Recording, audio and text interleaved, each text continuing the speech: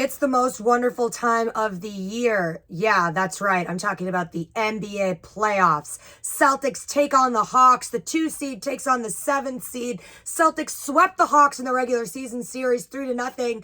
In playoff history, the Celtics are 10-2 all time against the Hawks.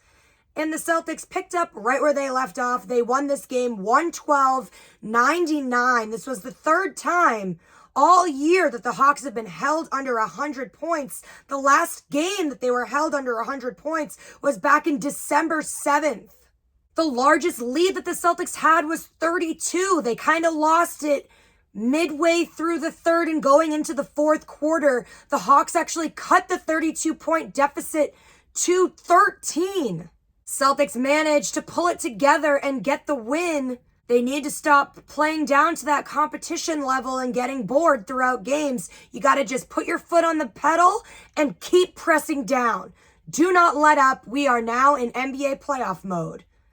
No mercy, period.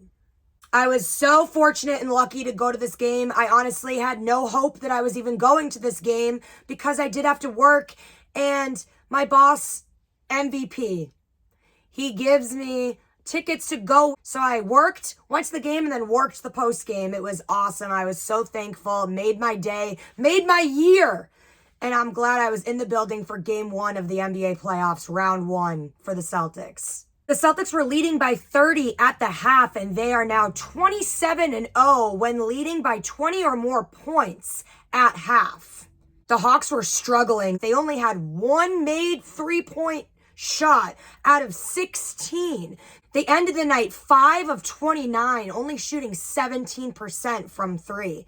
The Celtics were 13 of 33 from their 3-point line, and they were shooting 39% from 3. The Celtics actually had more turnovers than the Hawks. Hawks had 11, Celtics had 17, but the Celtics had more points off turnovers than the Hawks. Celtics are getting very sloppy on the defensive end, allowing a lot of second chance points and offensive boards for the Hawks. However, the Celtics were able to get the win, and they were able to close out the game even though they let go of a 32-point lead. Jaylen Brown was able to play today after just getting stitches merely a week ago in his shooting hand, no less.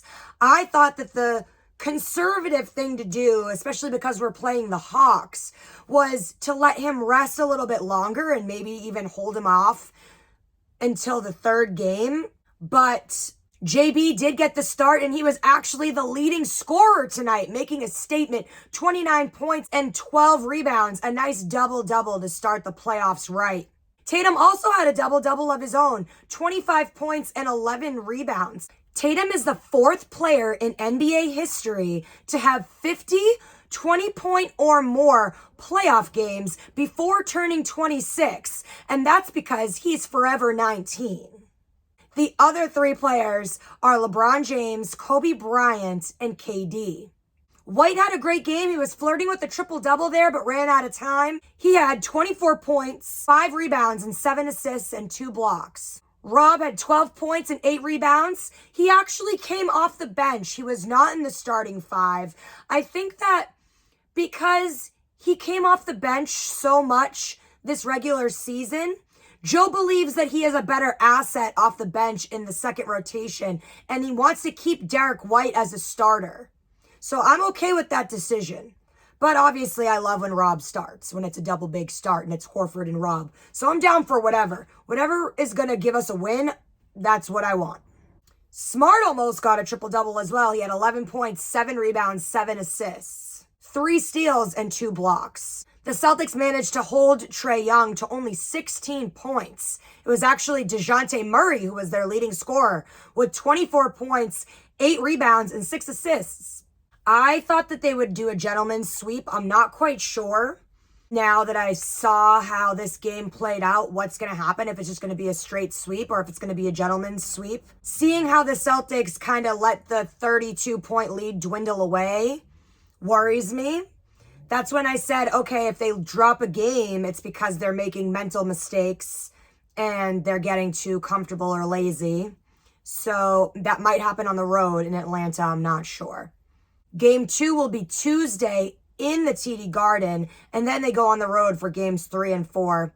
If necessary, they will have game 5 back at the TD Garden a week from Tuesday. I'm hoping we just get it done in 4. I mean, if we beat the Brooklyn Nets with KD and Kyrie, I believe that we can beat the Hawks in 4. Until Tuesday, this has been Bremer D, Boston Bannerbound. Go Celtics. Happy NBA playoffs day.